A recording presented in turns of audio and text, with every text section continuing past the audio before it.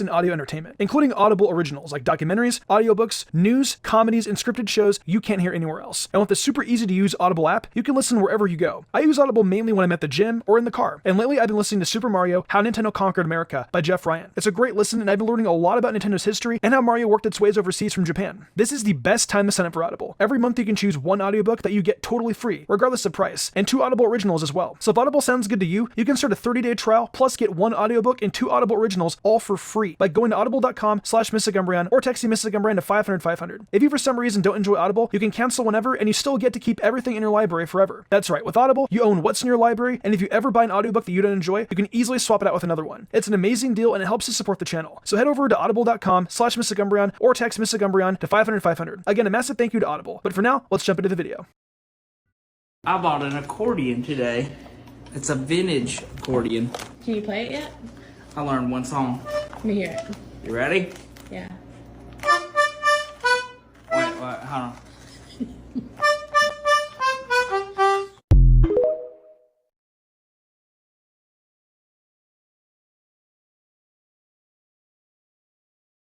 My mom has been going through it lately. She's 6 months into cancer treatments, just got divorced, and just had a major surgery, and I want to do a little something to brighten her day. I've never done this before, but after watching a bunch of videos on here, I feel like I can. So come with me to build her a beautiful, giant, magnificent, hopefully, flower bouquet.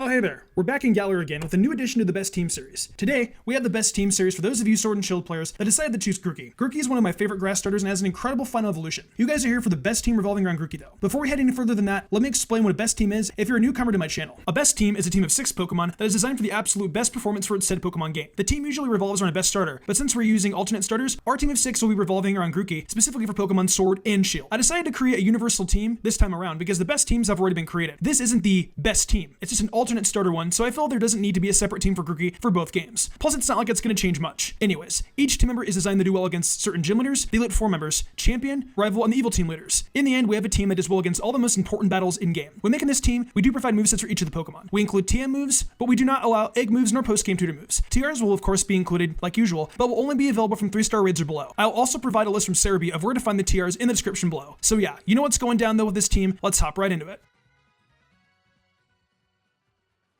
So like I mentioned earlier, Grookey is going to be the starter for this best team. Now Grookey isn't my least favorite of the starter Pokemon in Galar. In fact, I think it's actually one of the cutest. Thwackey is kind of just okay then. But then you get to Rillaboom, and the design for it is actually pretty cool. Along with the design it has, it comes with a pretty fun and diverse move pool for a physical attacking grass type mon. It brings to the table something new to this generation too. Grass Pokemon actually do semi-well here, surprisingly. In past gens, grass types have always gotten the short end of the stick. But in this gen, Rillaboom embraces the stick hardcore, and that's what makes it great. It's the best grass starter we've had for a while in terms of doing well for an in-game team for grass types. Now teach us, oh great grass type starter you are. Show us how well you do with your boss moveset. Beating down into Rillaboom's moveset, we have Drum Beating, Earthquake, Acrobatics, and Assurance. Drum Beating I think is the best physical grass type move Rillaboom gets due to it not having any recoil damage done to itself. Moves like Wood Hammer have that effect. Drum Beating is also nifty because it drops the opponent's speed. That can also be learned upon evolution or move relearned. Going into some more coverage based stuff, we have Earthquake, Acrobatics, and Assurance. Earthquake is a great coverage move in general, taking care of typings like Fire. Earthquake is also a TR. Acrobatics is great for other grass type mons, and the fact it can do double the amount of damage if it's not holding an item is also pretty deadly. The TM for this can be found in Balanlea. How to get this TM is rather interesting. You must be in the fire type clothing and talk to an NPC next to one of the first houses you find. Assurance is the last move I'm going to give Rillaboom, and that can be found over on Route 7. Assurance is here if you don't want to go through the trouble of finding Darkest Lariat. If you want Darkest Lariat, it's a TR, and like always will be in the description below of where to find it. Dark coverage is always nice to have. With these moves, Rillaboom can do well against Ness's entire team, Kabu's Ninetales and Arcanine if you get Earthquake on it, but you'll still need to be really careful. Alistair's Yamask, Cursula, and Gengar in Shield. Gordy's team is set from Shuckle and Sword. Melanie's Lapras in Shield. Pierce's Scrafty and Skuntank. Ryan's Gigalith, Syndicanda, and Duraludon. Hop's Trevenant, Heatmore, Boltton, and Inteleon. Marnie's Toxicroak, Scrafty, and Morpeko. Bede's entire team. Oleana's entire team. Trim and Rose's Persiker, Klinklang, and Copperajah, and the Eternatus battle.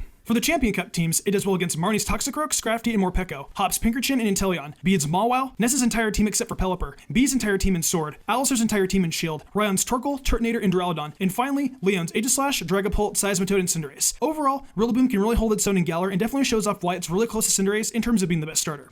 Sizzling things up is the next Pokemon on our team, being Centiskorch. Sizzlepede can be found over on Route 3 very early in the game. So this Pokemon is a new member of the Galar Best teams, and the reasoning for it is because of its really interesting typing of Bug and Fire. Fire, as we already know, is a very dominating typing because of Cinderace's performance in the original Best team. The Bug typing is fun because we have all seen the Dark Pokemon lurking around Galar and Team Yell. We will have more coverage for the Dark type Pokemon later, but for now, having a Bug type mon for those Psychic and Dark type moves will be handy to use. What I also really love about the Centiskorch line as well is the fact it gets moves early on for the stats it's good for, meaning its physical attack. It gets Flame Wheel at level 15 and gets Bug Bite at level 20. Those are already 260 base power attacks at the earliest level of 15. It's a really great early Pokemon, especially with the dominant typing combo as this. Let me demonstrate it more with its moveset. Going in the Centiskorch's moveset, it has Flame Wheel first and then Fire Lash later on, following its secondary step of Bug Bite early on and then X Scissor. I am aware Flare Blitz is a thing, but I hate recoil damage. If you want to use Flare Blitz though, more power to you, literally. Fire Lash can be learned at level 53 and then X Scissor can be found via TR. I chose X Scissor over Lunge because Lunge is learned at level 60. I'm sure you guys don't want to wait that long, so just find the TR for X Scissor. Following for coverage, we have Thunderfang and Crunch. Thunderfang is obvious. We need it for coverage against water type mons. The TM for that can be found at the East Hammerlock Pokemon Center. Crunch can be learned at level 46, and that's great for ghost type mons mainly. With these moves, Centiskorch can do well against Milo's team, Opal's Mawile and Togekiss, Gordy's Barbarical with Thunderfang if you want to be brave, Melanie's entire team in Shield, although going against Lapras is not recommended, Pierce's Malamar and Obstagoon, Hop's Trevenant and Inteleon, but I would only recommend Trevenant, Marnie's Liepard and Morpeko, Bede's entire team, Oleana's Frostlass, Serena, and Milotic to be careful with his water type moves, and Tremon Rose's entire team. Then for the Champion Cup, Centiskorch does well against Marnie's Liepard and Morpeko, Hop's.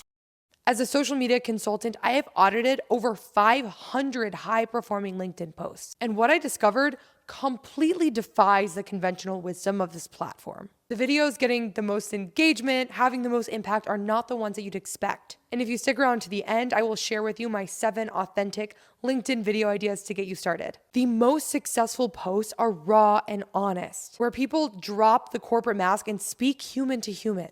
There's this myth that LinkedIn is too buttoned up and professional for authentic content. But the truth is, LinkedIn actually rewards authenticity and meaningful connection. And after reviewing hundreds of posts, the pattern is very clear. Authenticity wins every time. Let me share what actually works. Videos where people share specific challenges that they've overcome. Content that offers genuine insight based on personal experience. Videos where you speak directly to your audience, just like this one. Stories that show both your successes and your failures. And if you need a good place to start, as promised, here are my 7 authentic LinkedIn video ideas. Feel free to take a screenshot. If you've been holding back, consider this your sign to start sharing. Your story, your voice, and your perspective belong here. Say it with a video on LinkedIn.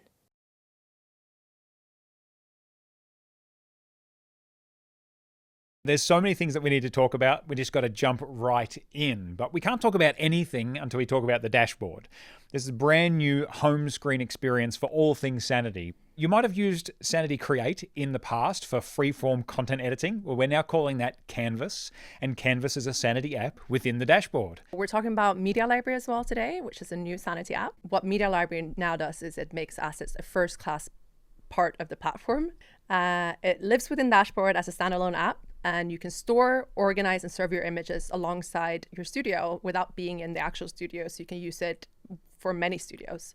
Would you believe me if I told you that you could build your own apps? That's what the App SDK is going to allow you to do. It's a really exciting set of tools that is going to let you create and deploy apps directly to the Sanity dashboard. So far, everything we've looked at, it's all been user interface. Dashboard, Canvas, Media Library, apps, but content goes well beyond just pressing publish in the CMS. It does. Content is, ever evolving and ever changing, even though it's structured. So we need something more. That's right. And that's why we're releasing Sanity Functions. So what functions are essentially event handlers that you can run on Sanity's infrastructure and deploy from your code, which allow you to take all of your code for your studio, all of your applications, all of your functions co-locate in the one place, meaning that everything that happens is inside of the content lake. And functions are the first entry point into a new piece of the configuration API that we're calling Blueprints. And so this is infrastructure as code for your Sanity configuration. It's how you're going to configure and deploy functions, and it does have grand ambitions beyond that, which I can't wait to see what we roll out into the future. Blueprints are going to set the foundation for everything Sanity. We're also announcing Insight, right? Yeah, that's right. And it does what it promises to do. It gives you insight into your content operations. And we're also growing our offers of AI tooling. Previously, we had AI Assist available inside the studio, but we're exposing the power beyond the studio. Essentially, what this is, it's a headless version of AI Assist, which lets you trigger actions on your content programmatically without actually having to interact with your studio. So we've unpacked so many things. So many things. So many things. But what should people do next? People should go to sanity.io. They should sign up. You get to try out all these features straight away and get to see how great that they are.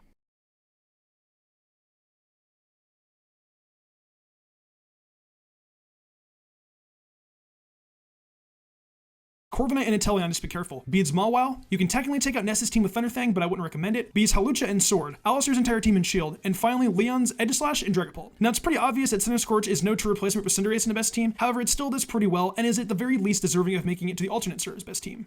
Up next is a swimmer we all know and love, Barraskewda. I've explained why this mon is great a lot already, so I'm just going to replay what I've said about it before. You get this thing as an Arrokuda on Route 2 or on Holberry. It then evolves at level 26. It might be super frail of 61 HP, 60 defense, and 50 special defense, but it has monstrous attack being at 123 and 136 speed, making it really, really fast. It's honestly so much better than I could have possibly imagined, and I'd even go as far as to say it's a lot better than Inteleon. I hope you Inteleon fans don't get mad at me. I'm not going out of my way to hate on it, it's just the reality I see. If you Dynamax Barraskewda and use Max Geyser, it sets up Rain, which will double its already ridiculously high speed. It's just really good. Anyways, I'll stop gushing over and get into its moveset.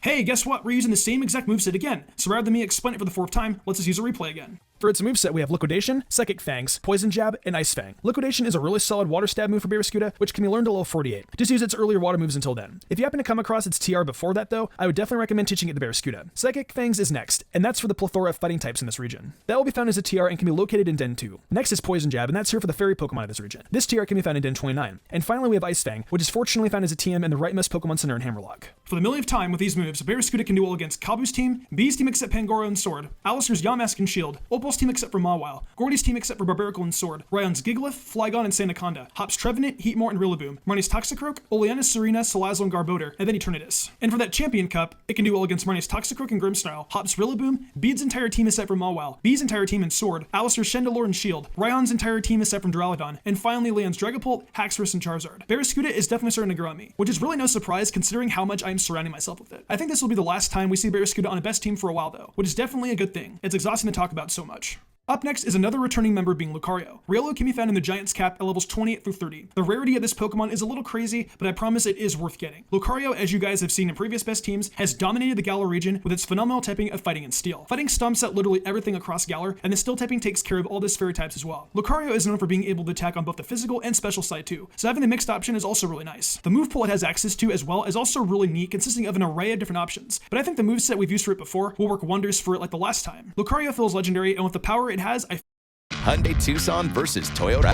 Look, Tucson has, and what Ram doesn't. Hyundai Tucson wins every time.